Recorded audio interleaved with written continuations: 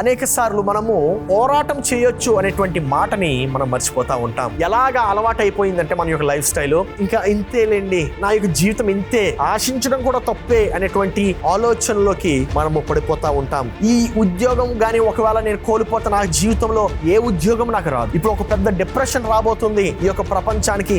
ఈ పెద్ద డిప్రెషన్ లో నా ఉద్యోగం ఫస్ట్ పోయినా నేను ఆశ్చర్యపోవాల్సినటువంటి అవసరం పెద్దగా లేదు.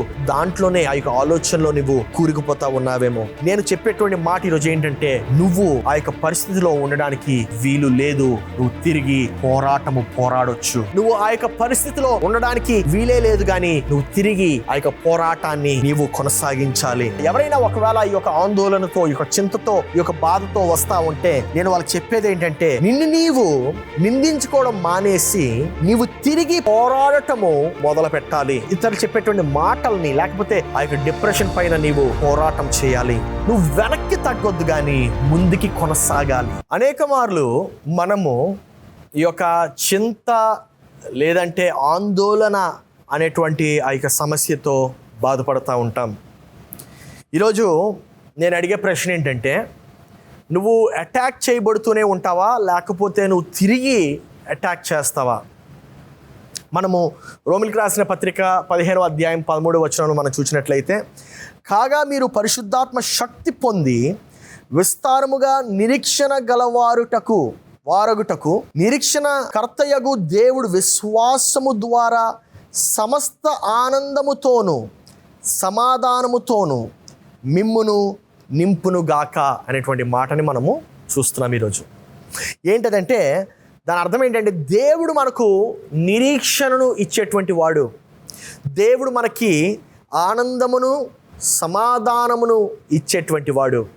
నా ప్రియ సహోదరి సహోదరుడా, పరిశుద్ధాత్ముని యొక్క శక్తి ఏం చేస్తుందంటే, ఆ యొక్క నిరీక్షణను ప్రవహించేలాగా పెడతా ఉంటుంది, ప్రవహించేలాగా చేస్తూ ఉంటుంది. అనేక మార్లు మనము మన యొక్క శ్రేష్టమైనటువంటిది ఇవ్వడానికి ప్రయత్నిస్తూ ఉంటాం. అనేక సార్లు మనం మన యొక్క బెస్ట్ వేలో కనబడడానికి ప్రయత్నిస్తూ ఉంటాం. అనేక మార్లు మనము ఎవరికి నా యొక్క బాధ కనబడకూడదు, ఎవరికి నా యొక్క బలహీనత కనబడకూడదు అని చెప్పి మనము ఒక రకంగా యాక్ట్ చేస్తూ ఉంటాం. చర్చ్కి వచ్చేటప్పుడు మనము శ్రేష్టమైనటువంటి బట్టలు వేసుకురావడం మంచిదే. చర్చ్కి వచ్చినప్పుడు మనము చక్కటి ఆరోగ్యంతో, చక్కటి ప్రవర్తనతో రావడం మంచిదే. కానీ దాని వలన మనకి ఏ సమస్య లేదు అని చెప్పి చూపించుకోవడం అంత మంచిది కాదేమో. ఎందుకంటే ఒక డాక్టర్ దగ్గరికి వెళ్ళినప్పుడు ఒకవేళ మన యొక్క బోన్ కానీ ఫ్రాక్చర్ అయినట్లయితే, మన యొక్క హ్యాండ్ బోన్ ఫ్రాక్చర్ అయినట్లయితే, మనం దాన్ని కప్పేసుకొని ఆయనకు చూపించకుండా దాచి పెడితే ఆయన ఏమైనా చేయగలడండి? ఏమీ చేయలేడు.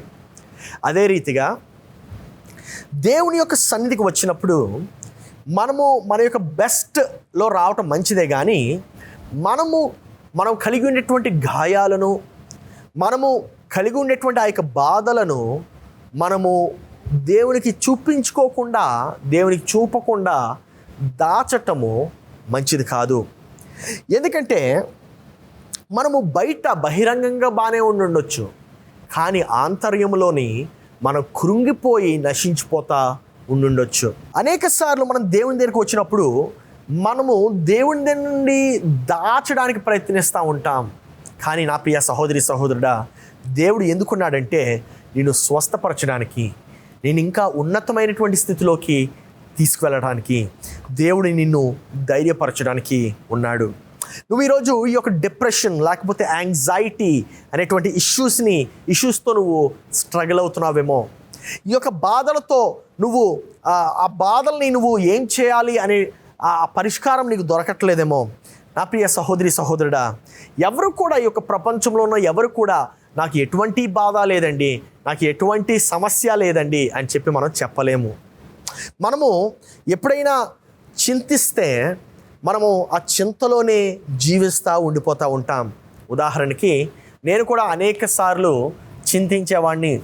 అయ్యో, ఉద్యోగం ఇప్పుడు రాజీనామా చేసేస్తున్నానే, నేను ఇప్పుడు ఉద్యోగం లేకుండా నేను సర్వైవ్ అవ్వగలనా? సంపూర్ణ సేవలోకి వచ్చేస్తున్నానే, ఇప్పుడు నా యొక్క రాబడి నెలసరి రాబడి రాకుండా నేను జీవించగలనా అనేటువంటి భయము నాలో కూడా ఒకప్పుడు ఉండేది. నా భార్య కూడా నాకు అప్పుడు కోవిడ్ వచ్చినప్పుడు, ఆ యొక్క వైరల్తో నేను బాధపడుతున్నప్పుడు ఆమె చాలా ఆందోళనకి గురయ్యి, నేను అసలు బాగవుతానా, నాకు ఉండేటువంటి సమస్యలు ఏంటి, అసలు ఇది నా యొక్క ఆరోగ్యం మరలా తిరిగి పుంజుకుంటుందా అని చెప్పి ఆమె చాలా చింతించేది, ఆందోళనకి గురైంది. ఈరోజు నేను మాట్లాడేది ఏంటంటే, చింతను జయించడము ఎలా, నీ యొక్క ఆందోళనను నువ్వు ఎలా జయించగలవు, నీ యొక్క చింతను నువ్వు ఎలా జయించగలవు అనేటువంటి అంశాన్ని ఈరోజు నేను మాట్లాడతాను. ఆ యొక్క నిజమైనటువంటి సత్యం మనం తెలుసుకోవాలంటే, ఈ యొక్క ఆందోళన గురించి లేకపోతే చింత గురించి నువ్వు ఎదురు వెళ్ళి పోరాటము చెయ్యొచ్చు అనేటువంటి సత్యాన్ని మనం ముందుగా గ్రహించాలి. ఆ యొక్క చింత, ఆ యొక్క భారాన్ని నువ్వు మోయటమే కాదు, నువ్వు ఆ యొక్క చింతకు, ఆ యొక్క ఆందోళనకు నువ్వు ఎదురు వెళ్ళి దాడి చేయగలవు అనేటువంటి మాట, ఆ యొక్క సత్యాన్ని ఈరోజు నేను మీ ముందుకి తేవడానికి ఆశపడుతున్నాను. అనేక సార్లు మనము పోరాటం చేయొచ్చు అనేటువంటి మాటని మనం మర్చిపోతూ ఉంటాం. అనేక మార్లు మనము యుద్ధం చేయొచ్చు అనేటువంటి మాట మనము మర్చిపోతూ ఉంటాం. మనము ఎలాగా అలవాటైపోయిందంటే మన యొక్క లైఫ్ స్టైలు, ఇంకా ఇంతేలేండి, ఇంకా ఇంతే, నా యొక్క జీవితం ఇంతే, ఇంకా దీనికన్నా ఎక్కువగా నేను ఆశించడం కూడా తప్పే అనేటువంటి ఆలోచనలోకి మనము పడిపోతూ ఉంటాం. నా ప్రియ సహోదరి సహోదరుడా, అనేక సార్లు మనం ఏమనుకుంటా ఉంటామంటే, ఇక ఈ ఉద్యోగం కానీ ఒకవేళ నేను కోల్పోతే నా జీవితంలో ఏ ఉద్యోగం నాకు రాదు. ఇప్పుడు ఒక పెద్ద డిప్రెషన్ రాబోతుంది ఈ యొక్క ప్రపంచానికి.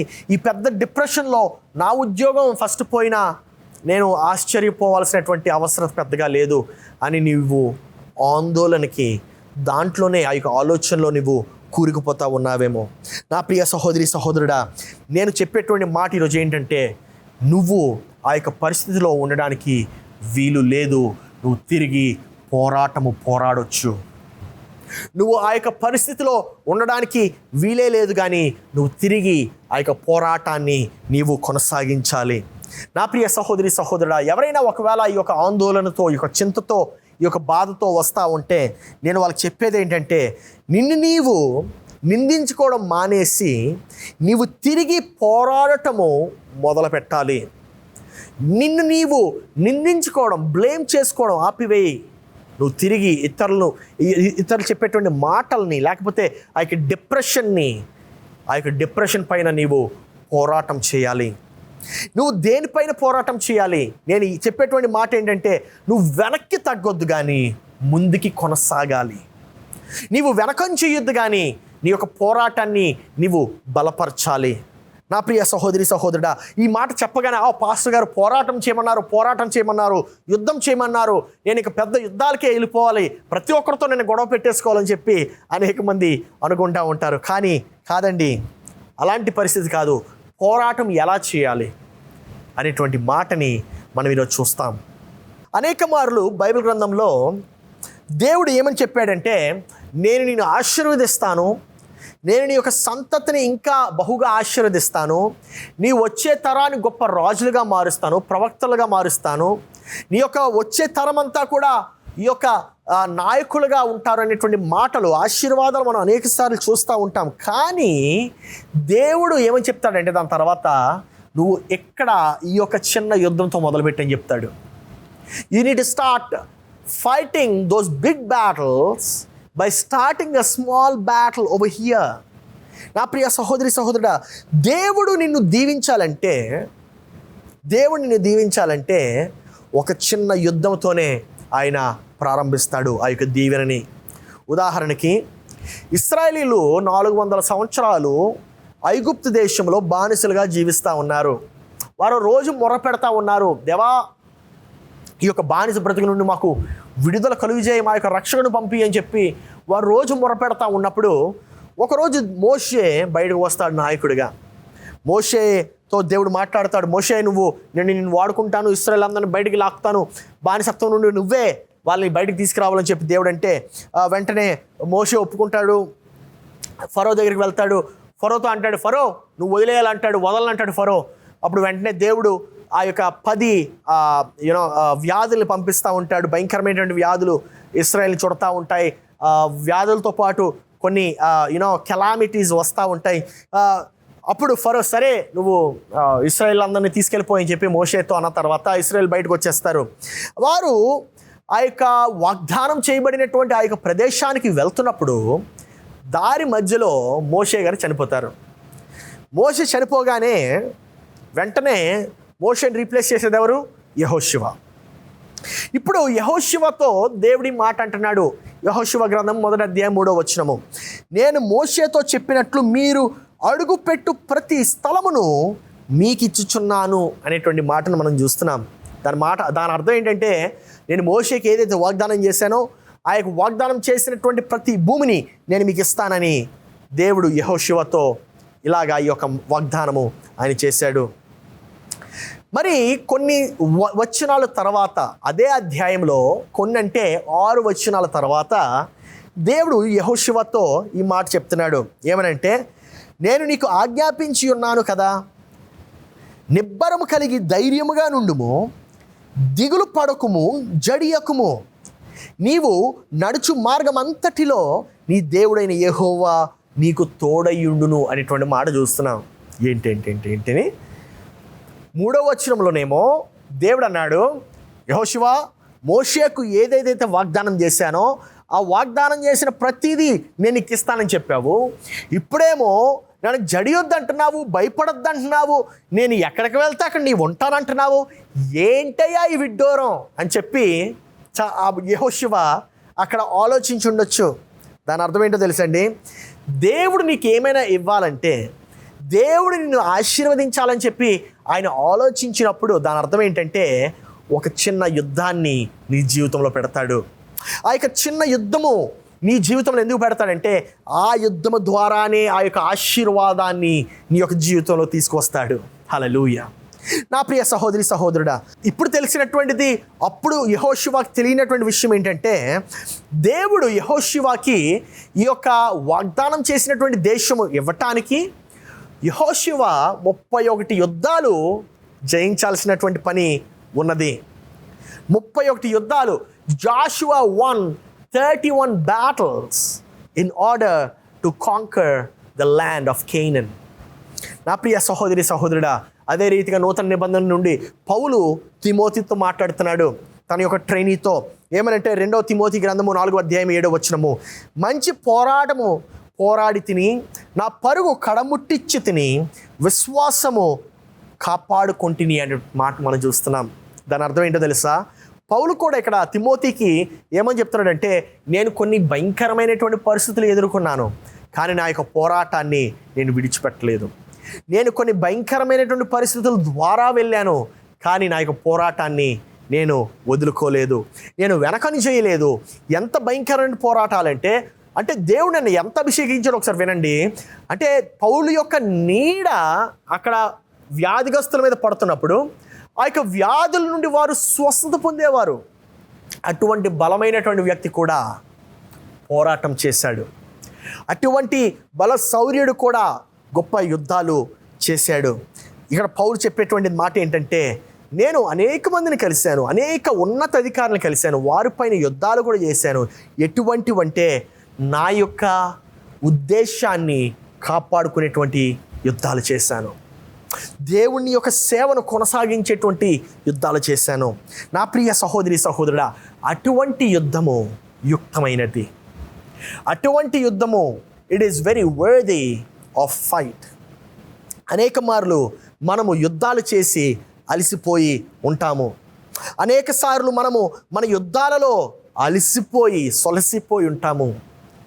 కానీ ఈ యొక్క యుద్ధము నీ బలానికి సంబంధించినటువంటిది కాదు, కానీ దేవుని యొక్క బలాన్ని ఉద్దేశించినటువంటి యుద్ధం ఇది. ఎప్పుడు కూడా దేవుడు నీతో పాటు ఉంటానంటే దాని అర్థము నీవు నీ బలం ఉపయోగించి యుద్ధం చేయమని కాదు, నీవు నా బలము నీ దేహంలో పనిచేస్తుంది, నా బలం నీ చుట్టూ పనిచేస్తుంది. అటువంటి యుద్ధాన్ని దేవుడు చేయమంటున్నాడు. ఎఫెసీయులకు రాసిన పత్రిక 3వ అధ్యాయము 20వ వచనాన్ని మనం చూసినట్లయితే, మనలో కార్యసాధకమైన తన శక్తి చొప్పున మనము అడుగు వాటి కంటేను ఊహించిన వాటి కంటేను అత్యధికముగా చేయు శక్తిగల దేవునికి క్రీస్తు యేసు మూలముగా సంఘములో తరతరములు సదాకాలము మహిమ కలుగునుగాక, ఆమేన్ అనేటువంటి మాట మనం చూస్తున్నాం. దాని అర్థం ఏంటి?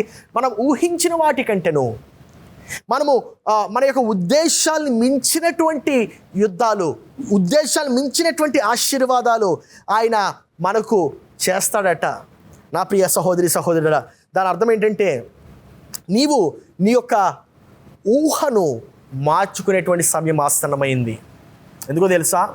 నీ యొక్క ఊహను నువ్వు ఇప్పటివరకు దేని కొరకు వాడేవంటే, ఇక అవ్వదులే, ఇక ఇంతేలే నా జీవితము, ఇంకా దీనికన్నా మెరుగుపరచబడే అవకాశాలు ఏవి రావు అనేటువంటి ఆలోచనలో నువ్వు వెళ్ళేవేమో.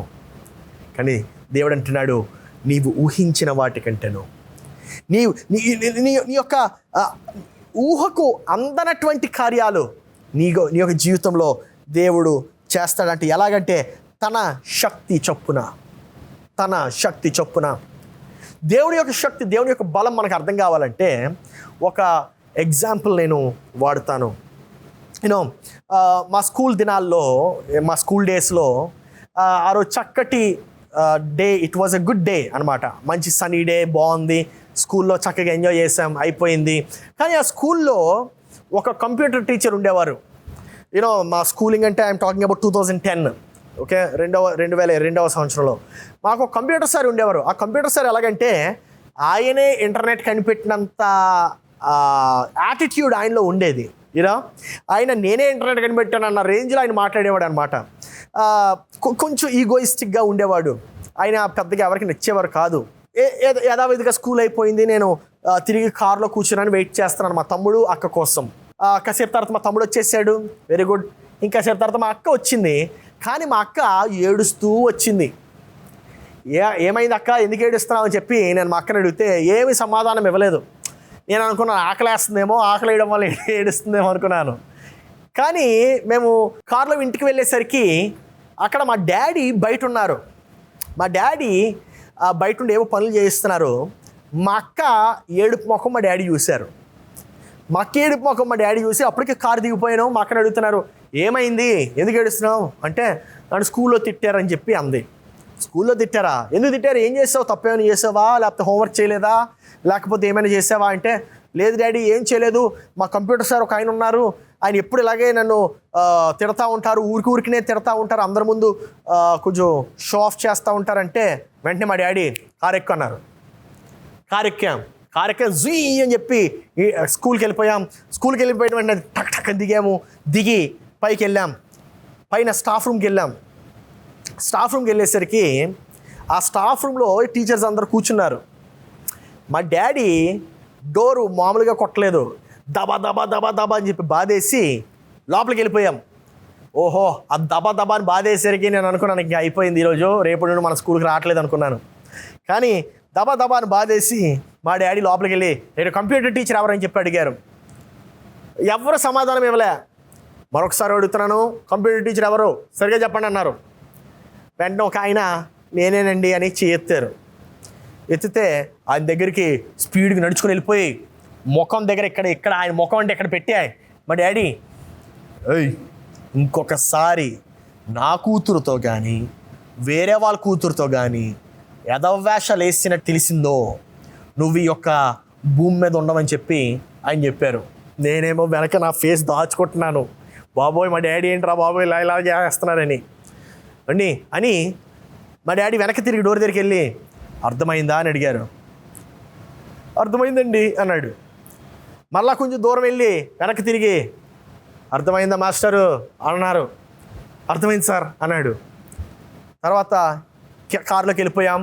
మా డాడీ నా వైపు తిరిగి మా అక్క వైపు తిరిగి, ప్రాబ్లం సాల్వ్ అయిపోయింది, ఇంటికి వెళ్ళిపోదాం అన్నారు. ఇంటికి వెళ్ళిపోయాం. మరుసటి రోజు నుండి ఆ కంప్యూటర్ సార్ కనబట్టలేదు స్కూల్లో. మేము అనుకున్నాం మమ్మల్ని స్కూల్ నుండి తీసేస్తారేమో అనుకున్నాము. కానీ జరిగిన విషయం ఏంటంటే, మా డాడీ రావడం వల్ల అక్కడ మా కంప్యూటర్ సారు మరుసటి రోజు స్కూల్కి రావట్లే.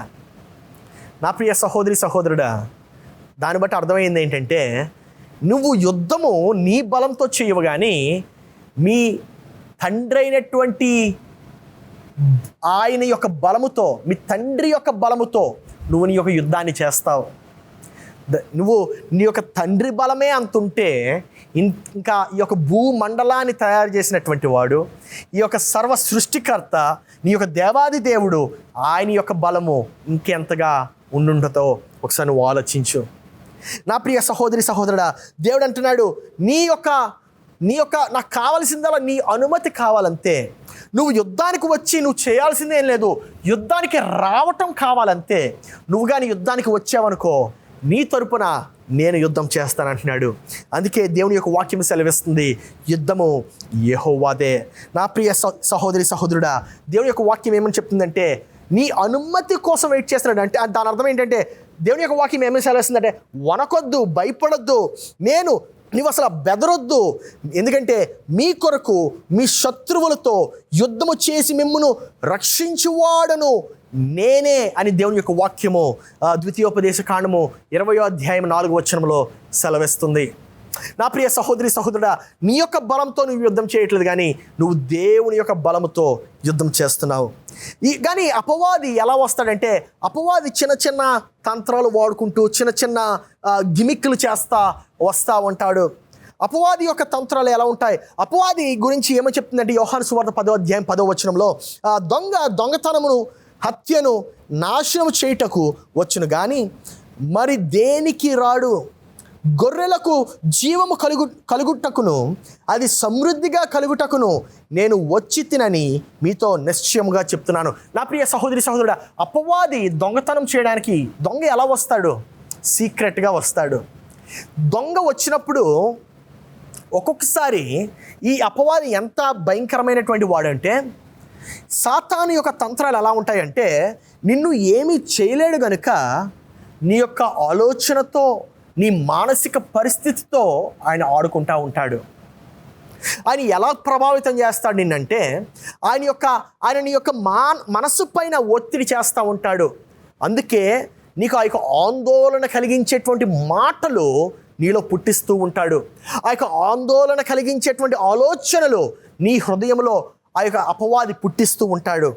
ఆ యొక్క భయం ఏం చేస్తుందంటే, నేను నాశనం చేయడానికి నీ బలాన్ని అపవాది వాడుతూ ఉంటాడు. కానీ ఇంకొక రకమైనటువంటి భయం ఉంది. అంటే భయము పూర్తిగా చెడ్డదని చెప్పట్లేదు, ఒక రకమైనటువంటి భయం ఉంది. ఆ భయము మంచిదే, అది ఆరోగ్యకరమైనటువంటి భయం. అది ఆరోగ్యకరమైనటువంటి భయం. అంటే ఆరోగ్యకరమైనటువంటి భయం అనగా అది మనకి సులభతరంగా ఉంటుంది. ఉదాహరణకి మనం కారులో స్పీడ్గా వెళ్తూ ఉంటాం. కారులో స్పీడ్గా వెళ్తున్నప్పుడు ఆ స్పీడ్గా వెళ్ళగలిగేటువంటి ఆ యొక్క ఆలోచన ఎలా వస్తుందంటే, మనలో ఖచ్చితంగా భయం ఉంటుంది, కానీ ఆ భయము ఉండడం వల్లనే మనము జాగ్రత్తగా అంత వేగంగా వెళ్ళగలుగుతూ ఉంటాం కారులో. అర్థమైందండి? సో భయము, ఆరోగ్యకరమైనటువంటి భయము మన కొరకే దేవుడు మనలో పెట్టాడు, ఆరోగ్యకరమైనటువంటి భయము. కానీ రెండవది ఉంటుంది, అది హానికరమైన భయము. ఆ యొక్క హానికరమైనటువంటి భయం ఏం చేస్తుందంటే, నిన్ను బలహీనపరుస్తుంది, నేను ఇంకా బలహీనమైనటువంటి వ్యక్తిగా నిన్ను మారుస్తుంది. నీలో ఉండేటువంటి ఆలోచనలు నీపైనే ఒత్తిడి కలిగేలాగా అపవాది ఆ యొక్క ఆలోచనలు మారుస్తూ ఉంటాడు. నా ప్రియ సహోదరి సహోదరుడా, మనలో ఉండేటువంటి ఆరోగ్యకరమైనటువంటి భయము అది మనలో ఉండేటువంటి శ్రేష్టతను బయటికి తీసుకొస్తూ ఉంటుంది. ఉదాహరణకి ఇప్పుడు నేను పాడుతూ ఉంటాను. నేను ఎందుకు పాడుతాను, ఎందుకు కొంచెం మంచిగా పాడగలనంటే, నాలో ఎప్పుడు పాడుతున్నప్పుడు ఒక చిన్న భయం ఉంటుంది. ఏమనంటే, తప్పు నోట్లు పాడకూడదు, ఫ్లాట్స్ పాడకూడదు, జాగ్రత్తగా పాడు, మంచిగా దేవుని ఆరాధించని. ఆ యొక్క ఆరోగ్యకరమైనటువంటి భయం ఉండడం వలన నేను చక్కటి స్వరాన్ని బయటికి తీసుకురాగలుగుతాను. ఇంకా బాగా అర్థం కావాలంటే, ఒకవేళ నువ్వు క్రికెట్ బ్యాటింగ్ ఆడడానికి నువ్వు పిచ్ మీదకి వెళ్ళావనుకో, ఆ యొక్క పిచ్ మీదకి వెళ్ళిన తర్వాత ఇష్టానుసారంగా పిచ్చిగా ఆడవు కదా. ఎలా ఆడతావు? ఒక ఆరోగ్యకరమైనటువంటి భయంతో. ఏంటి ఆ భయము? అవుట్ అవ్వకూడదు, ఏంటా భయము? నీ యొక్క టీము నీ వలన విన్ అవ్వాలి. అలాంటి ఆరోగ్యకరమైనటువంటి భయముతో నువ్వు చక్కటి బ్యాటింగ్ ఆడుతూ ఉంటావు. నా ప్రియ సహోదరి సహోదరుడా, ఈరోజు నేను చెప్పేటువంటి భయం ఏంటంటే ఆరోగ్యకరమైనటువంటి భయము. అది నీకు ఇంకా నీ యొక్క జీవితాన్ని సులభంగా మారుస్తుంది. అది నీలో ఉండేటువంటి శ్రేష్టతను బయటకు తీసుకువస్తూ ఉంటుంది. కొంతమంది మర్చిపోయేది ఏంటంటే, అవునండి నాకు కొంచెం భయం ఉంది, కొంచెం ఆందోళన ఉంది, నేను కొంచెం ట్రీట్మెంట్కి వెళ్ళాలి, లేకపోతే కొంచెం మెడిసిన్స్ వేసుకోవాలి, లేకపోతే సైకియాట్రిస్ట్ని కలవాలని. నువ్వు అవన్నీ చేయొచ్చు, నో ప్రాబ్లం. కానీ నీకు విషయం తెలుసా? ఆందోళన మనసుకు సంబంధించింది. ఆ యొక్క చింత నీ యొక్క ఆలోచన నీ యొక్క మనసుకు సంబంధించింది. దాని అర్థం ఏంటో తెలుసండి, అది ఆత్మీయమైన పోరాటం. అది ఆత్మీయమైన పోరాటం. నీ ఆత్మలో నుండి కానీ నువ్వు ఆ యొక్క ఆందోళనను తీయకపోయినట్లయితే అది నీలోని నిత్యము ఉంటుంది. ఈ యొక్క అధ్యాయంలో మనము చక్కటి మాట చూస్తాము. ఎఫెసీయులకు రాసిన పత్రిక 6వ అధ్యాయము 10వ వచనము. తుదకు ప్రభువు యొక్క మహాశక్తిని బట్టి ఆయన యందు బలవంతులైయుండుడి. ఆయన యందు బలవంతులైయుండుడి. తుదకు ప్రభు యొక్క మహాశక్తి బట్టి, దేవుని యొక్క మహాశక్తి నీలో పనిచేస్తూ ఉంటుంది. ఇంకా మాట చూద్దాము. మీరు అపవాది తంత్రములను ఎదిరించుటకు శక్తిమంతులనగునట్లు దేవుడిచ్చు సర్వాంగ కవచమును ధరించుకొనుడి. అపవాది యొక్క తంత్రములను ఎదుర్కోవడానికి దేవుడిచ్చేటువంటి ఆ యొక్క సర్వాంగ కవచమును మనము ధరించుకోవాలని చెప్పి దేవుని యొక్క వాక్యం సెలవిస్తుంది. మరి ఈ యొక్క సర్వాంగ కవచమును మనము ఎందుకు ధరించుకోవాలి? ఎందుకు ధరించుకోవాలంటే, కవచం ఎక్కడ వాడతాము? యుద్ధాలు చేసే దగ్గర. కవచాలు ఎక్కడ వాడతామంటే యుద్ధాలు చేసే దగ్గర. ఆ యొక్క అపవాది యొక్క తంత్రాలని మనపైన మనల్ని తాకకుండా దేవుని యొక్క సర్వాంగ కవచాన్ని కానీ మనం వేసుకున్నట్లయితే ఖచ్చితంగా మనము అపవాది యొక్క తంత్రాల నుండి మనము తప్పించుకోవడమే కాదు, దానిపైన ఎదురుదాడి చేయొచ్చు. చూడండి 12వ వచనము. ఎలయనగా మనము పోరాడునది శరీరులతో కాదు కానీ ప్రధానులతోనూ అధికారులతోనూ ప్రస్తుత అంధకార సంబంధులకు లోకనాథులతోనూ ఆకాశమండలముతోనూ దురాత్ముల సమూహముతోనూ పోరాడుచున్నామని దేవుని యొక్క వాక్యం సెలవిస్తుంది.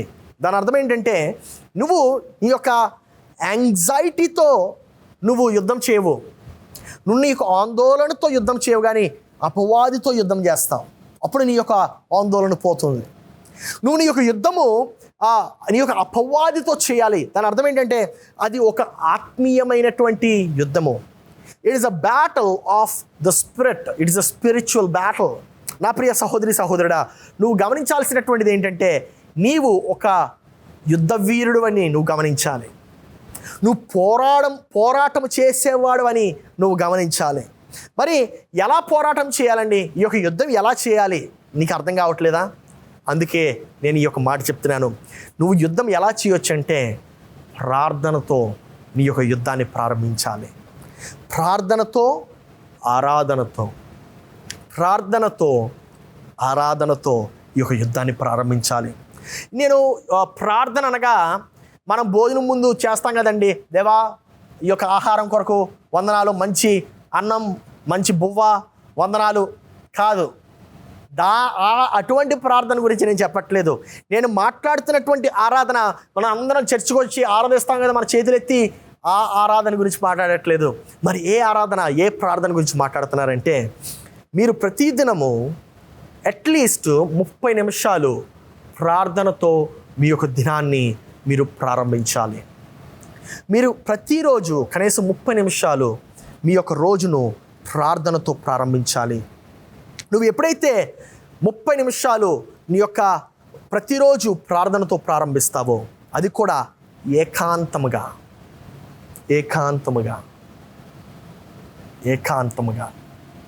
నా ప్రియ సహోదరి సహోదరుడా, నువ్వు ఎప్పుడైతే ఏకాంతముతో నీ యొక్క రోజును ప్రారంభిస్తావో ప్రార్థనలో, ఫోన్తో కాదు, ఇన్స్టాగ్రామ్, ఫేస్బుక్, స్నాప్చాట్లు వాటితో కాదు, start your day by meditating and worshipping him. Through prayer. ప్రార్థన ద్వారా ఒంటరిగా వెళ్ళిపో. నీ ఫోన్స్ ఇవన్నీ ప్రక్కన పెట్టేసి ఇంకొక గదిలో పెట్టేసి నువ్వు ఒంటరిగా ఇంకొక గదిలో ఏకాంతముతో దేవునిలో గడపడానికి నువ్వు వెళ్ళాలి. అనేకసార్లు ప్రార్థన చేస్తున్నప్పుడు ఏమవుతుందో తెలుసా, మనం రకరకాల పదాలు వాడుతూ ఉంటాం. దేని గురించి వాడుతాము కూడా మనకు తెలియదు, కానీ ఇతరులకి ఆ మంచి సౌండింగ్ ఇవ్వడానికి మనం రకరకాల పదాలు వాడుతూ ఉంటాం. మనము ఫిలిప్పీల గ్రంథము 4వ అధ్యాయం 6వ వచనంలో చూసినట్లయితే, దేని గూర్చియు చింతింపకుడి గాని ప్రతి విషయములోనూ ప్రార్థన విజ్ఞాపనల చేత కృతజ్ఞతాపూర్వకముగా మీ విన్నపములు దేవునికి తెలియజేయడి అనేటువంటి మాటను మనం చూస్తూ ఉంటున్నాం. దాని అర్థం ఏంటో తెలుసండి, దేని గురించి చింతించొద్దు, కానీ ఆ యొక్క చింత పైన నీవు యుద్ధాన్ని ఎలా ప్రకటిస్తావంటే ప్రతి విషయమందు, అంటే దేని గురించి అయితే నువ్వు చింతిస్తున్నావో ఆ చింతించే విషయమందు నువ్వు దేవుని ముందు వెళ్ళు అనేటువంటి మాటను మనం చూస్తున్నాం. దాని అర్థం అంటే ఏంటంటే, మనము ఆల్రెడీ చింతిస్తున్నందుకు చింతించే మనుషులతో ప్రార్థించొద్దు. ఆల్రెడీ నువ్వు ఆందోళనలో ఉన్నావు, ఆందోళనతో ఉండేటువంటి మనుషులతో నువ్వు ప్రార్థించొద్దు. ఒక్కడవే ప్రార్థించి. ఎలా ప్రార్థించాలండి? అసలు ఎప్పుడు ప్రార్థించలేదు, అసలు నేను దేవుని దగ్గరికి వెళ్ళి ఏం మాట్లాడాలో తెలియదంటే, ఒంటరిగా ఏకాంతముగా నువ్వు దేవుని యొక్క సన్నిధిలో గడుపు. దేవుడే నీతో నువ్వు ఎలా ప్రార్థించాలో నీకు నేర్పిస్తాడు. నువ్వు ఎలా ప్రార్థించాలో దేవుడు ఆ యొక్క ఏకాంత సమయంలో నేర్పిస్తాడు. ఎలా ప్రార్థన చేయాలో నాకు తెలియదండి అంటే ఒక చిన్న మాట చెప్పు, యేసయ్యా నాకు సహాయము చేయయ్యా అనేటువంటి ఒక చిన్న మాట చెప్పు.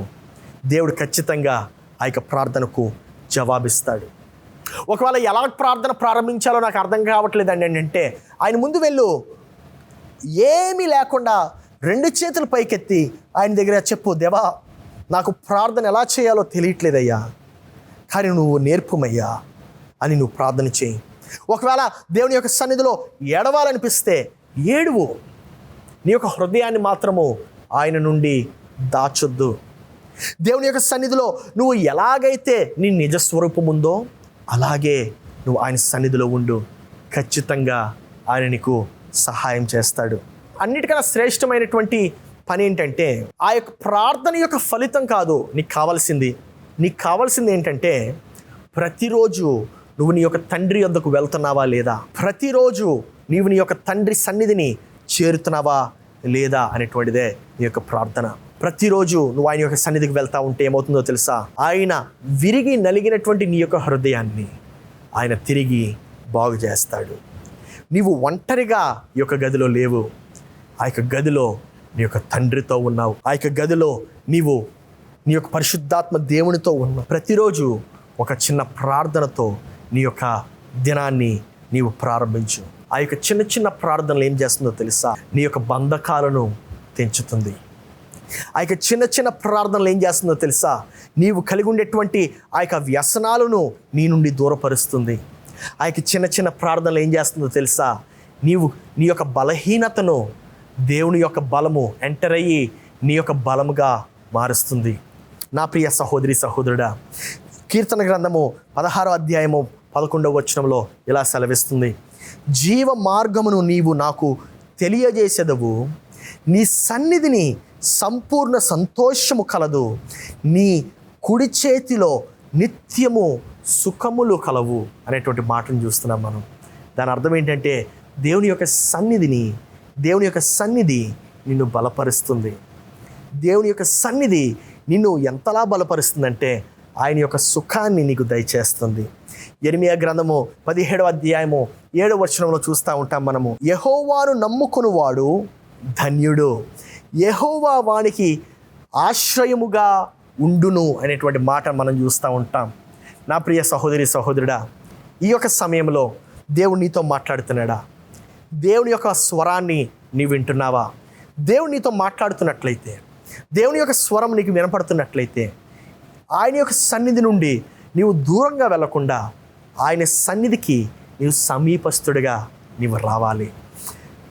కీర్తన గ్రంథము 5వ అధ్యాయము 11వ వచనంలో ఏమని సెలవిస్తుందంటే, నిన్ను ఆశ్రయించు వారు అందరూ సంతోషించుదురు, నీవు వారిని కాపాడుదువు గనుక వారు నిత్యము ఆనందధ్వని చేయుదురు అనేటువంటి మాటను మనం చూస్తూ ఉంటాం.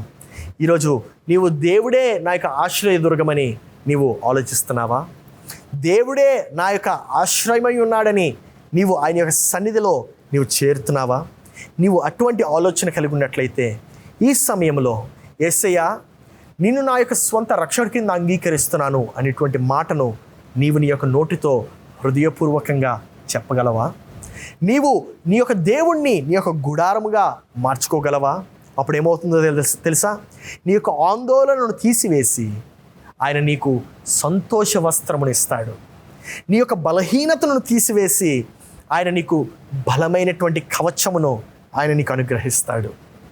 ఆయన యొక్క సన్నిధిని నీవు ఆశ్రయించినట్లయితే నీ యొక్క దుఃఖ దినములను తీసేసి నీ యొక్క దుఃఖ దినములు సంతోషకరమైనటువంటి దినములతో, ఆనందకరమైనటువంటి దినములతో ఆయన నిన్ను దీవిస్తాడు.